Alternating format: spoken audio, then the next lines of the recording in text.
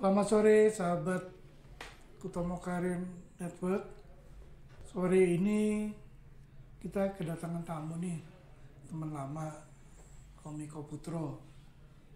Saya kenal udah cukup lama dengan Omiko, mulai dari kita goes bareng, terus naik motor bareng, dan udah juga touring kemana-mana. Nah, ini sambil ngobrol-ngobrol mengenai Omiko. Ya begitu ya Om ya? Yes. Udah lama kita. Berkawan. Pernah sekamar juga kita. Di Flores. Domet ya lagi tur di Flores. Ya. Itu dari mana ke mana kita ya? Dari Flores. Mana ke Labuan Bajo lah pokoknya. Dari ujung Flores ke timur ke barat. Dari Maumere ya? Oh iya, Maumere. Perjalanan yang menyenangkan ya. Oh iya. Walaupun jalannya kebanyakan belok-belok. Tapi ada yang perlu dicatat tuh Om Karim di situ. Iya. Kita sama-sama habis pasang ring jantung. Obatnya sama, ingat nggak di kamar? Om Miko juga pasang Iya pasang kan, iya. Habis itu kan baru ke sana. Oh, Jadi obat kita sama, tuker-tukeran itu. Sama ya. Iya. Pertama kan mengencar darah.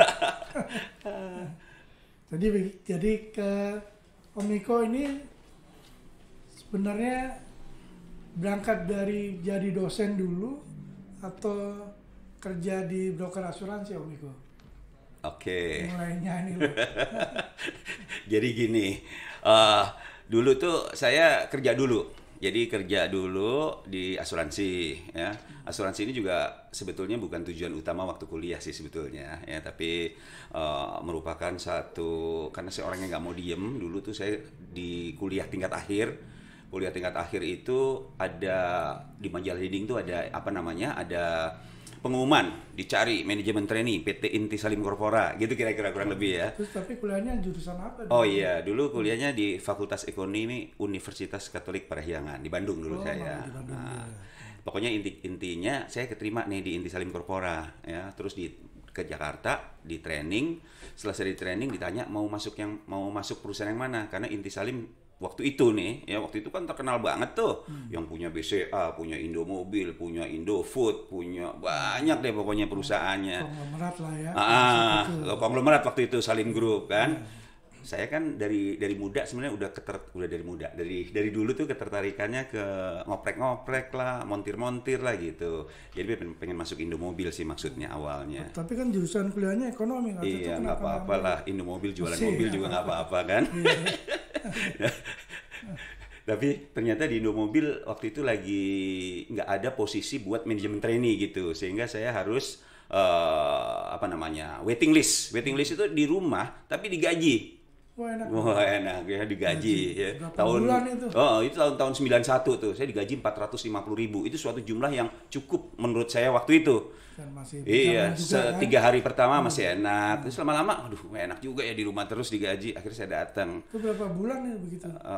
Di rumah. Mungkin sebulan doang lah, terus sebulan saya datang, Pak, ini belum ada posisi ya di Indomobil. Masih belum ada tuh. Kalau di BCA ada nggak? Jadi bankir kan, karena waktu itu saya beranggapan orang bank tuh gaya gitu, berdasi lah segala macam gitu kan, sukses. BCA juga belum ada, sehingga saya tanya, terus yang ada apa? Yang ada asuransi nih, lagi butuh banyak manajemen training. Ya udah saya ambil di asuransi. Nah gitulah sejarahnya masuk di asuransi. Nah ternyata masuk di asuransi itu bukan gini, karena saya itu manajemen trainee sehingga saya di training muter-muter, dan saya punya ketertarikan di bidang yang ketemu sama orang gitu ya, ketemu sama orang, ngobrol, negosiasi, presentasi ya. Akhirnya saya masuk ke industri namanya pialang asuransi, istilah keren itu broker asuransi.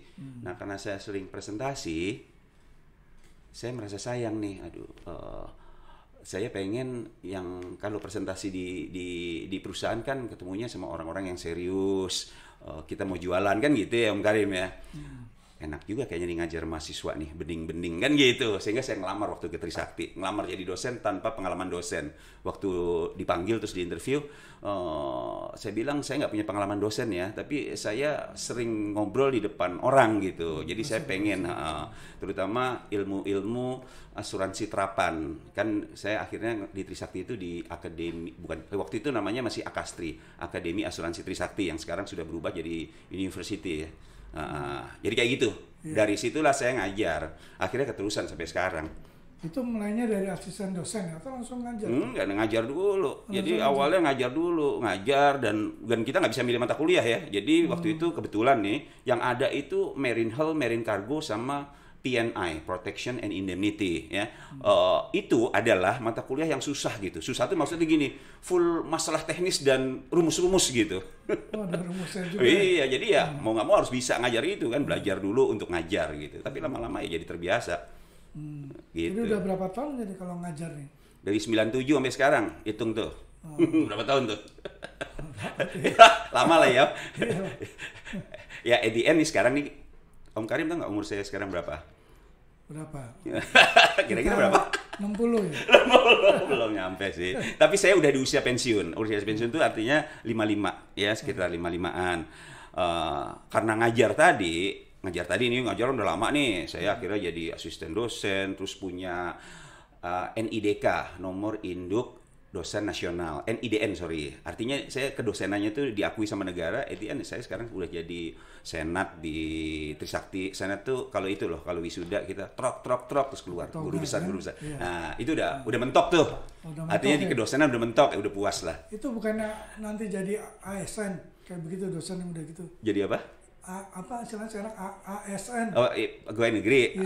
Ya gini. Jadi kalau negara membutuhkan dosen, ya dia akan panggil kita karena kita dosen yang sudah terdaftar gitu. Jadi nggak otomatis juga. Ya, oke. Kalau dipanggil ya. Kalau dipanggil, gitulah jadi kira-kira tuh. Kenapa jadi dosen? Pengalaman tadi kerja di broker asuransi terus dosen, sebenarnya lebih senang di mana sih?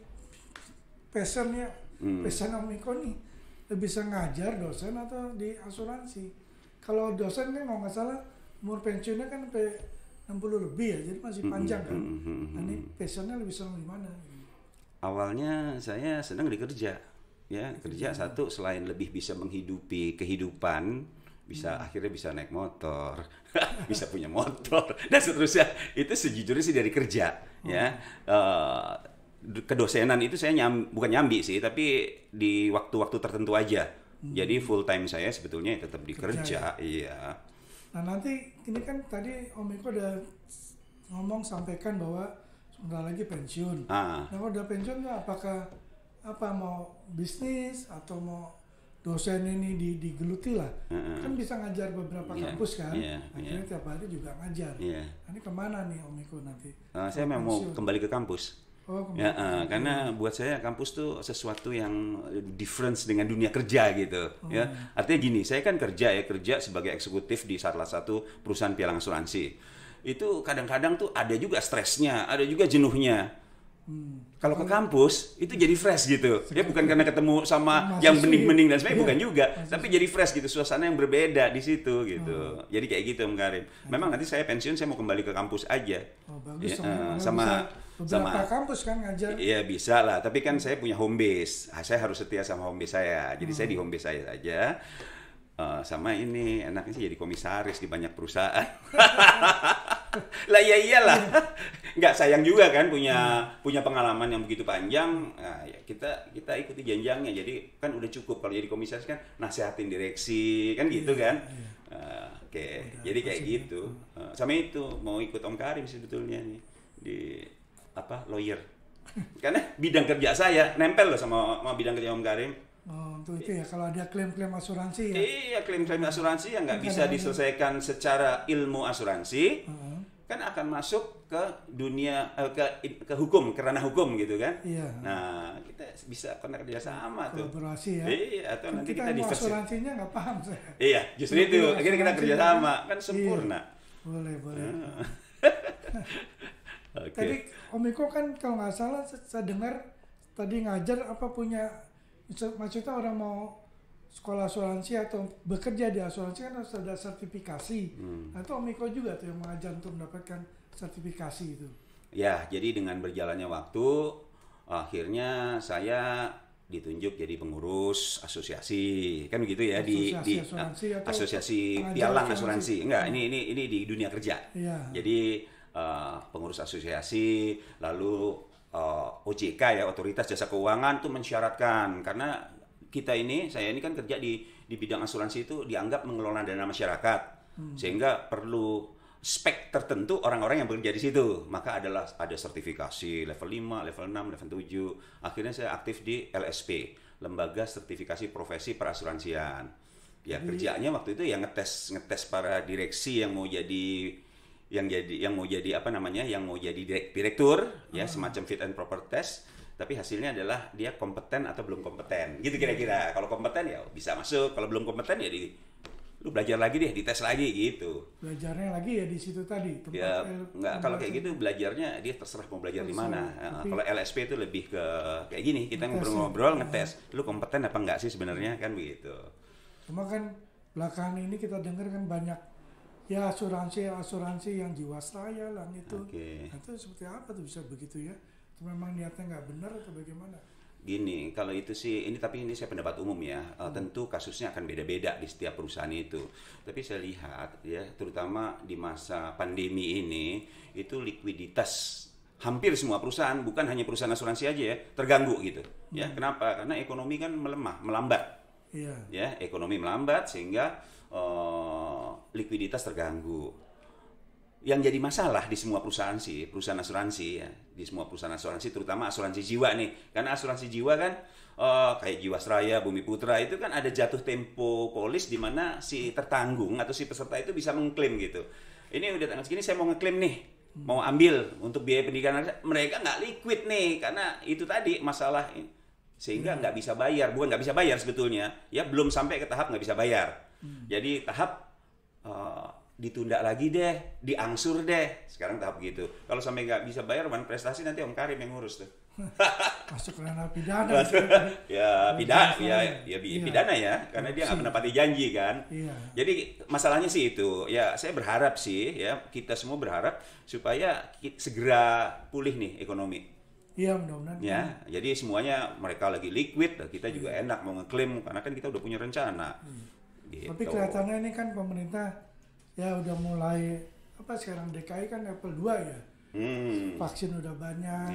Mudah-mudahan ekonomi segera bangkit lagi kan. Tapi kita luar biasa nih punya Presiden Jokowi ini.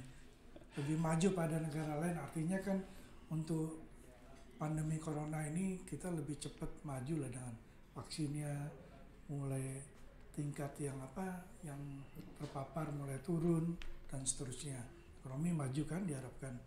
Nah, saya sih berdoa ini aja Om Karim, baca nggak berita hari ini, katanya ada varian baru yang udah sampai di Malaysia. Jangan sampai masuk ke Indonesia gitu. Kalau masuk ke Indonesia ntar kayak Delta kemarin akhirnya naik lagi gitu kan. Iya. Sayang.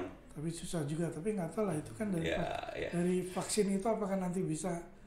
Kalau dari vaksinnya kan kita udah ketahuan pemerintah kita kan cepat sekali mengadakan vaksin. Mudah-mudahan misalnya nih kalau ada varian baru misalnya, mudah-mudahan enggak ya. Iya, mudah-mudahan cepat enggak. Ketemu vaksinnya dan itu vaksin itu kan cepat dibeli lah oleh kita gitu.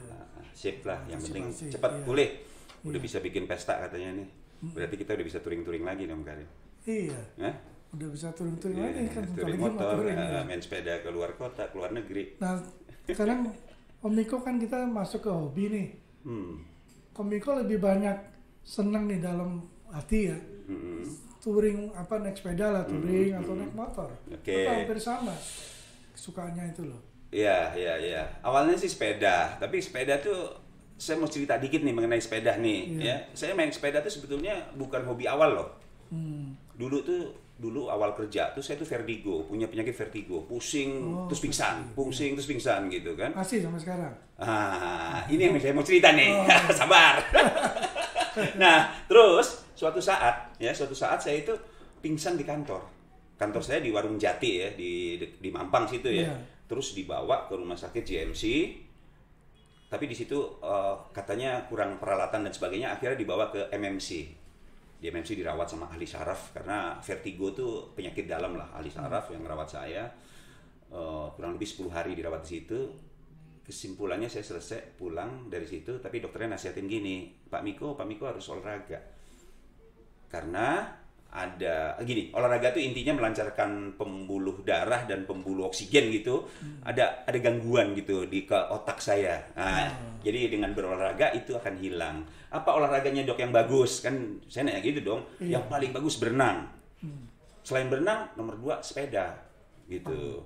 Nomor 3 ya jogging gitu kan, jalan kaki gitu.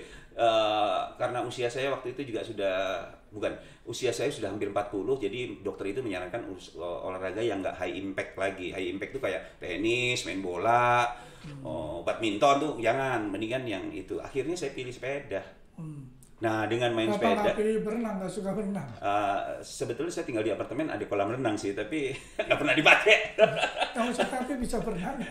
Masalahnya. Loh, waktu SD kan kita wajib ikut les berenang. Saya ikut les berenang tuh di Baruna, di Gulungan. Ya udah, akhirnya saya main sepeda Om Karim. Ya, main sepedanya juga bukan main sepeda yang cuma Sabtu Minggu, tapi saya benar-benar niat gitu. Saya ikut komunitas Bike to Work. Supaya apa? Supaya tiap hari saya bisa naik sepeda ke kantor. Gitu. Hilang loh, alhamdulillah. Nggak pernah pusing lagi dan nggak pernah minum obat. Artinya nggak perlu minum obat lagi. Sampai sekarang. Itu gara-gara sepeda ya, rajin Ya, sepeda. menurut saya sih gara-gara sepeda. Makanya sampai sekarang sepeda saya masih punya. Dan masih dipakai. Meskipun kadang-kadang kita males juga. Akhirnya kita naik motor. Kan gitu. Naik motor kan itu perlu konsentrasi juga. Ya nggak? Iya. Olahraga apa nih namanya? Olahraga konsentrasi. Konsentrasi. Olahraga konsentrasi. Kalau ada apa-apa harus cepat bertindak kan? Naik motor itu kan? Iya. Gitu. Kalau sepeda udah kemana aja? Jalan sering ini juga? Apa di sepeda keluar kota, di luar kota lah. Lagues di sana. Sepeda. Sana juga. Portfolio sepedahan saya. Jadi saya sepeda tuh orang sepeda jadul. Kalau dari jarak paling jauh saya goes, ya itu Jakarta Bandung.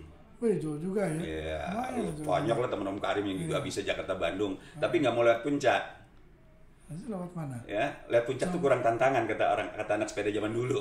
Meskipun tanjakan tapi kecil lah tanjakan. Kita lewat Jonggol tuh ada tanjakan Cariu yang ke langit gitu tanjakannya. Harus bisa naklukkan itu. Nah, jadi Jakarta Bandung tuh paling jauh lah. Itu kurang lebih kalau lewat jalan biasa, bukan lewat jalan tol kan. Kita naik sepeda kan. Hampir 160 kilo. Ya, start jam 7 pagi sampai Bandung itu jam 9 malam. Itu dari goes yang jauh. Tapi kalau dari main sepeda di mana yang paling jauh? Ya kan kita keluar kota ke Jogja atau kemana? Bali naik sepeda, bawa sepeda. Dari ini Om Karim, dari Amsterdam sampai Paris. Waduh, luar biasa. Lintas Belgia. Mantep tuh. Amsterdam ke Paris. Amsterdam ke Paris. Wah, mantap itu, enak banget ya. Iya. Berapa hari itu jalan itu? Jadi gini, cerita singkatnya aja, itu sebetulnya kan kita disponsori sama, disponsori lah, ada bantuan dari Garuda Indonesia yang waktu itu punya rute Jakarta Amsterdam. Iya. Sehingga kita bawa sepeda dari Jakarta, saya ikut komunitas Apache namanya, ya Karim juga ikut tuh, ya, tapi nggak ikut ke itu kan, sayang tuh, harus ikut tuh. Ya itu kan, jadi dari Amsterdam, lalu kita pindahin tuh sepeda ke bike boat namanya.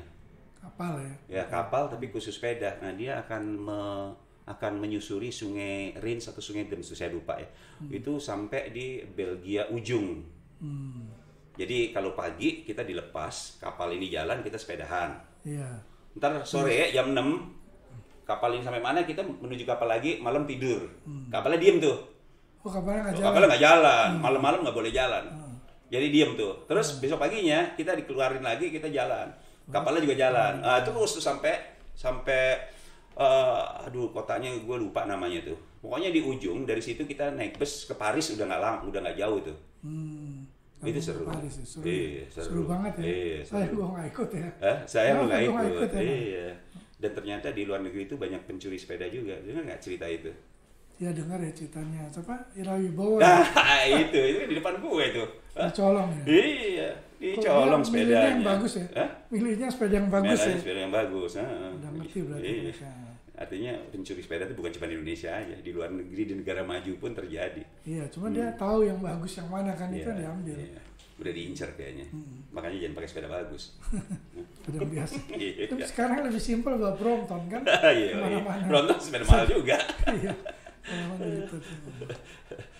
Gitu. Jadi kalau dari yang jauh ya itu pernah ke situ. Terus kalau kembali ke kita kan tadi sepeda, sekarang motor. Nah motor ini kan juga bulan sama-sama ya, saya suka bareng-bareng. Ada kenikmatan nggak sih Om ikut kita jalan naik motor touring gitu? kayak tadi misalnya dari mana? Mamore, Labuan Bajo, Oh ya. atau kita ke Bali, ada Iya. tingkatan juga nggak itu? Oh, Rasanya iya. tuh senang lah gitu, ada nggak di situ? Gini, jadi setiap hobi atau setiap kesukaan tuh punya sensasi yang beda-beda gitu. Naik sepeda seneng nggak? Senengnya kayak begini gitu. Naik motor senengnya kayak begitu gitu. Jadi masing-masing ada sensasi yang masing-masing. berbeda. Iya, bentar lagi gue mau main Vespa tua nih. Vespa tua, Vespa tua. bulan saya udah nih. Cuma kan Nah, Vespa nggak, tua gue mau tuh, buktiin. Om Karim pernah bilang begini, Om Iko kalau mau naik Vespa tua, lu mesti punya montir yang dampingin karena mogok. Gue mau jadi montirnya. Ya, jadi naik Vespa tua tuh kayak gitu. ngerti ya. Iya. Boleh juga Iya, jajal. challenge tuh, gue di Iya, challenge jalan tuh. tuh, ya. Kalau kita kalau keluar kota ada aja tuh. Walaupun kecil-kecil tapi kalau nggak ngerti kan Iya, hidup iya. mandek di tengah jalan. Iya. Itu yang saya alamin kemarin Iya, kan. gitu ya. Itu bagus juga. Jadi emang gue pikir orang udah gini, bukannya anti kemapanan, tapi udah punya sesuatu yang bagus, tetap pengen yang menantang gitu loh. Iya. Kan gitu. Nah, kembali ke pekerjaan. Ke Om Iko kan udah lama di asuransi. Ada nggak case-case dalam arti yang cukup berat?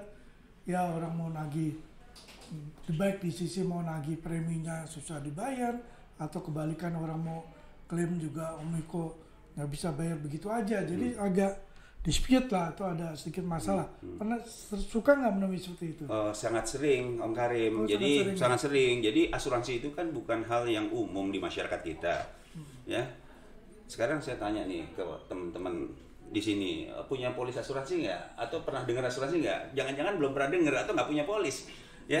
Nah, mereka berasuransi biasanya itu karena terpaksa. Kenapa terpaksa? Karena dia ngambil kredit, beli motor kredit, leasingnya wajib asuransi, beli mobil, beli rumah, kan begitu. Iya. Nah, jadi mereka beli bukan karena kesadaran akan suatu resiko yang bisa dilindungi sama asuransi, tapi karena keterpaksaan, gitu kan. Nah, disinilah masalahnya. Jadi dia nggak paham apa yang dia beli sebetulnya. Harusnya kan kalau kita beli kan kita pelajari dulu. Wah, dia cocok nih buat gue nih kan begitu. Nah, di sini kan broker asuransi kan membantu. Yes, Karena kan that's the point. perjanjian asuransi itu kan udah hurufnya kecil-kecil. Iya. Kita nggak ngerti lah Iya. cara klaimnya. Nah, di Betul. sini nanti broker bantu ya. Iya, justru Masuk di ke situ gue mau cerita nih Om Karim. Jadi kebanyakan kasus kan tadi ditanya, pernah nggak ada kasus ini? Sering. Kasusnya muncul kenapa? Karena ketidaktahuan, apalagi lewat brokers. Brokers itu kan pihak yang mewakili kepentingan klien, sama kayak Om Karim sebagai pengacara mewakili kepentingan klien yang nggak ngerti hukum. Gue broker asuransi atau pialang asuransi mewakili orang yang beli asuransi tapi nggak ngerti asuransi, gue wakili kan gitu. Kebanyakan orang yang beli asuransi beranggapan, gue udah beli asuransi all risk, maka semua risiko dijamin. Padahal kalau kita lihat polis nih, baca polis, itu polis all risk itu dia bilang begini, kami menjamin semua risiko kecuali 1, 2, 3, 4, 723 pengecualian. Banyak amat. Enggak, itu Ya, ya. itu bombastis. Iya. Tapi bahwa ternyata yang namanya all risk itu ada pengecualian. Enggak semua risiko dijamin. Kan namanya all risk kan. Iya. Semua ditanggung. Risk. Semua ditanggung, All risk, tapi risk. ya, tapi ada pengecualiannya ternyata. Semua dijamin kecuali 1, 2, 3, 4 gitu. Nah, itulah yang ngerti dari broker ya. Ya, Nah, broker kan ngerti. gini, kalau saya punya teknik dari awal kita udah ngajarin si klien, polis asuransi itu begini loh aturan mainnya. Klaim pasti akan diganti kalau satu memang dijamin dalam polisnya. Nah, masalah apa yang dijamin, apa yang nggak dijamin, tugas brokers yang akan menjelaskan. Iya. Kan gitu. Terus yang kedua, dokumen klaim mesti lengkap ya. Jadi misalnya ada klaim kebakaran. Maka kita mesti bikin berita acara pada tanggal sekian terjadi kebakaran. Wah, ribet banget ya, bukannya ribet. Itu kan hal yang biasa gitu kan. Dokumen Sampai harus urus ada. ke polisi kan kalau kebakaran Bisa, ya termasuk. masuk ya. Kan Ya, bikin ke polisi laporan lah. Ya, atau polisi apa. itu kalau menyangkut kriminal, pidana, pencurian itu harus Tapi ada laporan kebakaran polisi. kan Kalau tetap kebakaran sebetulnya sih ya bisa, ada yang masuk polisi, ada yang enggak gitu. Nah, tergantung. Iya. Ya. Nah sekarang ini kita ini kan lagi zaman ya COVID, mudah-mudahan nggak berlanjut. Itu kan yang saya dengar tuh asuransi dari apa yang dibiayai pemerintah sampai sekian atau ada batasnya lah. Sementara kita pemegang polis kesehatan juga nggak bisa masuk ke situ. Nah itu bagaimana sih singkatnya lah supaya kita nggak bingung kan? Udah kita pegang satu asuransi kesehatan di satu sisi, pemerintah nanggung sampai di mana gitu loh, itu bagaimana tuh? Jadi kalau bicara soal COVID ini kan bencana nasional nih, ya. Secara standar polis asuransi apapun nih, bukan asuransi kesehatan aja, ya, tapi asuransi apapun, mobil, asuransi penerbangan itu mengecualikan bencana nasional karena dianggap risikonya atau kerugiannya itu katastrof. Katastrof tuh jumlahnya udah susah dinilai dengan uang karena semua gitu secara barengan terjadi, nggak akan kuat perusahaan asuransi nanggung juga, sehingga yang kayak gitu menjadi tanggung jawab negara. Ya, tapi nih ini persaingan di antar perusahaan asuransi, ya. Ada juga perusahaan asuransi yang dia declare nih bahwa asuransi kesehatan di kami menjamin juga risiko akibat COVID misalnya. Akibat COVID. Orang seneng kan, dia menjamin nih. Ini sebenarnya masalah ketidaktahuan juga sih. Masyarakat nggak tahu kalau COVID itu ternyata dijamin sama pemerintah. Sehingga berlomba-lomba masuk asuransi itu karena dijamin COVID. Apalagi kalau pernah ada saudaranya, temennya, tetangganya yang pernah kena COVID terus ternyata susah. Wah, ternyata masuk rumah sakit itu susah ya, ngantrinya panjang ya, berbelit-belit ya. Nah kayak gitu Om Karim. Jadi pada dasarnya semua polis itu mengecualikan. Tapi beberapa perusahaan asuransi ngambil kesempatan baik ini untuk mendeklar bahwa kami menjamin loh akibat dari COVID. Biaya perawatan COVID dan sebagainya. Maksudnya boleh nggak? Akibat tuh penyakitnya terpapar COVID atau setelah COVID dia ada penyakit ikutan bawaan gitu? Semuanya. Jadi tapi pokoknya masuk rumah sakit karena COVID atau non COVID dijamin gitu aja. Karena COVID dan COVID masalah ada penyakit bawaan dan sebagainya udah nggak peduli. Oh gitu. Biayanya berapa dalam satu kurun waktu, ya itu yang diganti. Mungkin preminya mahal ya? Ya mahal karena premi itu kan berbanding lurus dengan risiko. Apalagi kalau dia masuk asuransi umurnya udah banyak. Makanya yang masih muda-muda ini belilah asuransi di kala produktif. Sisakan uang waktu masih produktif, ya sedikit aja untuk beli asuransi. Entar kalau udah tua susah nih, kayak Om Karim cari asuransi, susah nggak Om Karim waktu itu? Susah, nggak ada yang mau asuransi terima kan? Iya. Kenapa nggak dari muda dulu beli polis asuransi? Dulu beli juga. Beli itu nggak diperpanjang. Nah, itu. Sampai 5 tahun nggak perpanjang. Kok nggak pernah klaim? Alhamdulillah. Iya, karena namanya risiko kita nggak tahu kapan munculnya, dan orang biasanya baru sadar setelah risiko itu terjadi. Gitu sih. Iya. Udahlah, jangan asuransi nih, jangan usah ngomong asuransi, berat. Asuransi kan ini apa sih, mengurangi risiko finansial ya sebenarnya, ya kan? Bukan juga. Saya termasuk marketing asuransi kan. Jadi saya selalu bilang bahwa asuransi itu membantu mensejahterakan keluarga-keluarga. Asuransi jiwa terutama itu bukti seorang bapak bertanggung jawab pada keluarganya. Bertanggung jawab pada keluarganya ya. Om Karim misalnya kan maksudnya. Iya. Dia tanggung jawab, artinya kalau terjadi apa-apa sama si bapak itu sebagai pemberi nafkah utama, anaknya, keluarganya nggak direpotin gitu. Ada penggantian dari asuransi. Ya gitu kira-kira. Itu ya. Jadi dia meningkatkan taraf hidup sebetulnya. Nah, kembali ke kita yang ngobrol lebih ringan aja lah. Tadi kan asuransi berat, dosen udah. Kayaknya Om Niko ini juga ada bakat ini tuh jadi apa namanya tuh, podcaster lah main di situ kan, sebagai host, sebagai pembicara. Boleh nanti kan kita sama-sama nih. Ada bakat soalnya kan. Boleh. Kita kan bicara di sini kan, kita bicara lifestyle, hukum, politik. Kalau politik kan memang ya saya perkiraan saya tuh tahun depan udah tahun politik, jadi mulai rame lah, baik yang mau ikut kepala daerah, calon anggota dewan, sampai ke pilpres kan gitu, pasti rame lah. Sekarang aja udah mulai. Tapi saya ikut yang ringan-ringan aja deh, yang hobi-hobi, yang iya ngobrol yang ringan-ringan, nggak mau ngobrol-ngobrol politik. Ngobrol politik, ngobrol hukum, salah ngomong, dilaporin. Makanya lebih baik yang ringan-ringan, bukan yang kita memang punya passion di situ. Tapi kalau Om Karim passionnya di politik ya nggak apa-apa. Cuma ya harus hati-hati, salah ngomong dilaporin. Gitu. Ya, Om Iko nih apa yang mau disampaikan nih tentunya kepada pemirsa ini dari Utama Karir Network, khususnya yang anak-anak muda lah, kita kan milenial ya. Milenial ya, itu Oke. apa yang mau sampaikan ke mereka dalam kondisi begini. Tapi saya lihat juga mereka yang muda-muda ini udah jago-jago di bidang IT dan daring segala macam, bisnis online. Atau mungkin Miko ada masukan gitu loh. Nah gini, karena saya juga dosen kan ya, jadi dosen tuh mahasiswa saya macam-macam nih. Ada yang baru lulus SMA semester 1 gitu, terus masuk, dia kaget tuh, kuliah tuh kok kayak begini ya, bebas bener nggak kayak waktu SMA gitu kan. Ada juga yang udah mau lulus, dan saya juga penguji skripsi kan. Tapi saya selalu berpesan begini ya, hei anak muda gitu kan, anak-anak muda nih, lu punya mimpi deh, mimpi lu yang tinggi banget deh. Lu jadi presiden kek, lu mau jadi orang terkaya, karena mimpi kan nggak bayar.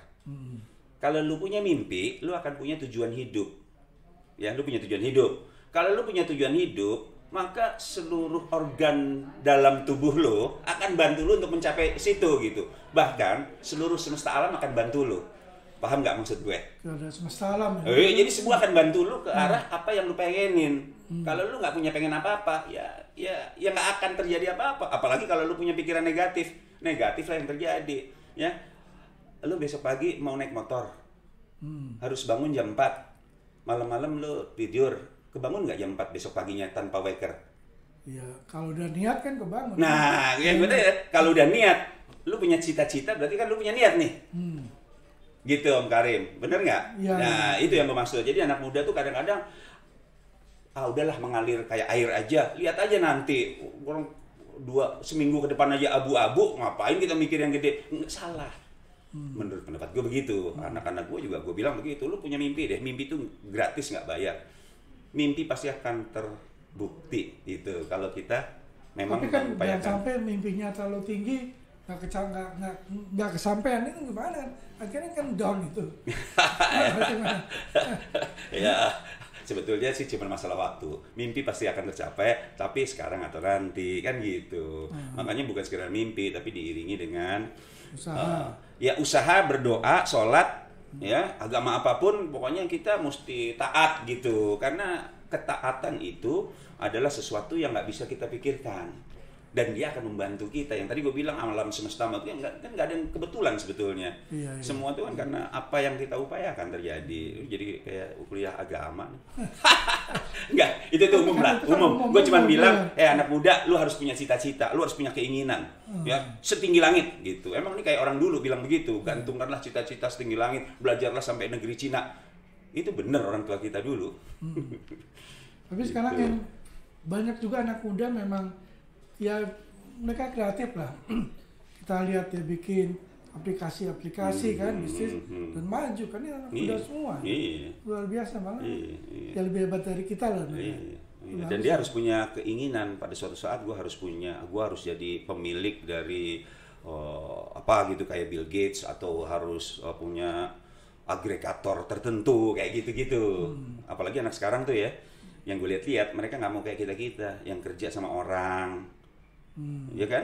Mereka maunya usaha sendiri, wira swasta lah, mulai dari jualan mie ayam sampai bikin startup. Ya, startup itu kan. Kadang-kadang kerjanya di kafe lah, di mana itu bawa laptop jadi. Kalau udah punya mau, dia bisa nggak tidur segala macam. Oh ya, kedua gini. Ini profesionalisme ya, profesionalisme. Gue belajar dari praktek sih sebetulnya. Jadi meskipun kita kerja keras, tapi kita mesti punya gini, lu harus tidur yang cukup. Jadi lu jangan bangga. Gue ke anak buah gue bilang gini, wah Pak, saya tadi malam ngerjain kerjaan dari Bapak sampai nggak tidur sampai pagi. Wah lu nggak profesional banget. Gue kan bilang begitu. Orang yang profesional tidur jam 10 pagi, bangun jam 4 pagi, sholat, berangkat ke kantor, seger dia. Malam lah. Iya, jadi jangan sampai kerja tuh berhari-hari lu nggak tidur, nanti sakit susah, siapa yang susah yang itu, kan gitu. Terus nggak merawat tubuh. Orang yang profesional tuh bentuk tubuhnya tuh bagus gitu, nggak gendut. Jadi dia jaga kukunya bersih. Itu, jadi profesional tuh dia bisa ngatur hidupnya sehingga sehat. Kita lihat presiden misalnya, pernah sakit nggak? Jarang sakit, karena dia pasti dijaga kayak begitu. tidur harus cukup, ini harus cukup gitu. Makan harus bergizi, jangan makan jorok kayak kita. Ntar dipasang ring belum waktunya. Karena kita makannya jorok dulu. Kenapa jorok? Duitnya nggak cukup. Jajan di kampus. Kebanyakan makan gorengan. Kira-kira gitu. Makan gorengan. Oke. Tapi bagus juga sih tadi udah banyak sampaikan Om Miko ya. Kita kan untuk anak-anak muda milenial ini seperti apa? Ya kita berharap lah mereka anak-anak kita kan bisa jadi maju lah. Harus punya. Jadi dua pesan gue ya karena muda. Punya impian gitu lah. Punya cita-cita impian gitu kan. Ya dua impian sama itu profesionalisme itu. Jaga ya. Ya mungkin Om Miko sementara kita obrolan santai kan. Yes. Nanti kan kita bisa lanjut lagi nih ngobrol-ngobrol dengan topik yang lain. Oke. Atau kebalik saya diwawancara dan sebagainya kan. Saya pengen tuh wawancara Om Karim karena banyak juga kasus-kasus, bukan kasus, cerita pengalaman pribadi Om Karim terkait dengan dunia kepengacaraan tapi dari sisi lain gitu. Kayaknya menarik tuh. Iya. Ya kan? Banyak kan? Banyak, iya, yang kita nggak tahu gitu kan. Jadi sesuatu yang di balik layar lah. Iya. Boleh nanti. Ya, kapan nih gue di ini ya? Nanti segeralah Oke. untuk periode berikutnya ya. Siap, oke. Ya. Baik Om Miko, saya rasa cukup atas obrolan dari Om Miko, pengalamannya, hobinya, juga yang penting tadi kan nasihat-nasihat. Bukan nasihat lah, sharing lah. Sharing untuk anak-anak muda. Ya mudah-mudahan kan mereka maju semua. Mereka punya cita-cita. Amin. Covid ini juga cepat Amin. kita bisa kembali ekonomi sehat kan begitu. Iya. Ya. Nanti berikutnya mungkin gantian lah saya diwawancara dan lain-lainnya kan begitu. Oke. Iya. Makasih ya Om Miko ya. Sama-sama. Oke, Sehat selalu dan sukses selalu. Yuk. Ya. Tos. Tos. Oke. Salam sehat. Bye.